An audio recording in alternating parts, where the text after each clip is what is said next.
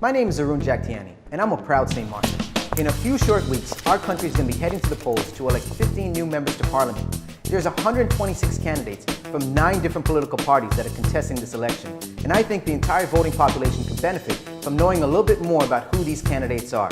Over the next few days, I'm going to interview a few new faces and a few political veterans. So join me, St. Maarten, and let's talk politics.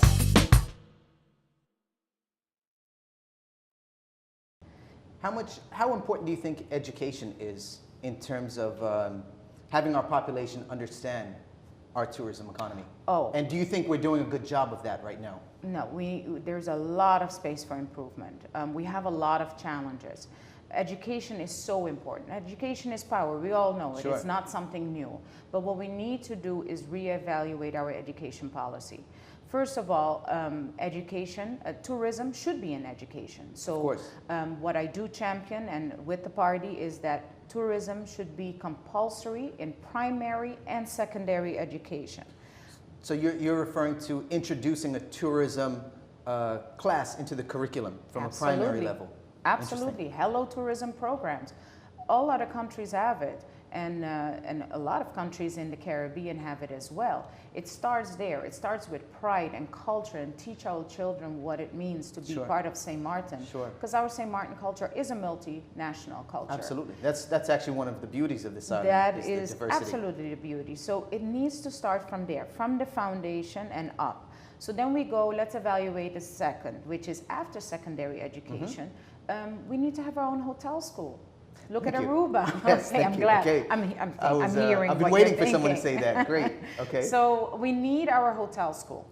Aruba has one. Why? Because when you decide that tourism is your economic, is Sure. part of your economic pillar, you need that hotel school that produces directors, general managers, Of course. our tourism development experts and entrepreneurs, and not just only maids and housekeepers and front desk clerks.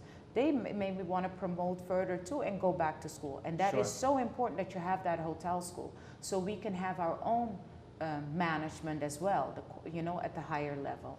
Because, right now, the awareness also is not here. So let's say, for example, a young adult comes home or, a young person comes home and sees their mother or father doing long hours being either a bartender Yes. or a maid. And they say, they don't have time for their children. What kind of promoting is that or encouragement is that to a child to say, why would I go in hospitality?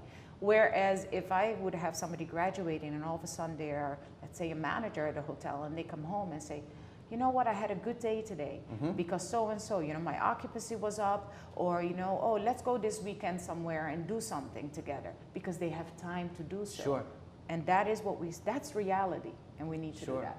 So I'm hearing, if you're elected, it seems like your main focus is going to be tourism and education. Correct. Are there other areas as well that you want to focus on, or you want to really channel your energy in these 2 fields? Well, these are my main focus, are tourism and education, having a tourism policy that includes a sustainable tourism master plan for the country, which is, a large plan. Yes. That is 20, 30 years from now, and Yes. this is the way the party thinks and our leader as well. And as well as the education policy that has to become more innovative, include all students, and within that, we'll touch on environment, we will touch on youth identity and leadership, because that's where it comes from, where we have to start, with our youth. Sure. As well as aging population. So all of that is within that scope of my platform being tourism and education. Best case scenario, when the elections are over and all the dust is settled and coalition negotiations or not, maybe there's a straight mandate, probably unlikely, but whatever when the dust is settled, what is the best case scenario for you? Would you want to serve in Parliament? Would you prefer to be appointed as a minister? Or would you prefer to move behind the scenes?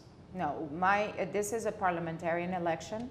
So we are campaigning, and I'm running for a parliamentarian seat. Okay. And but depending on the outcome and what we as a team and our leader decides, I am ready though to be a minister if it was asked of Sure. me, Minister of Tourism. But this is a parliamentarian election. So. Sure.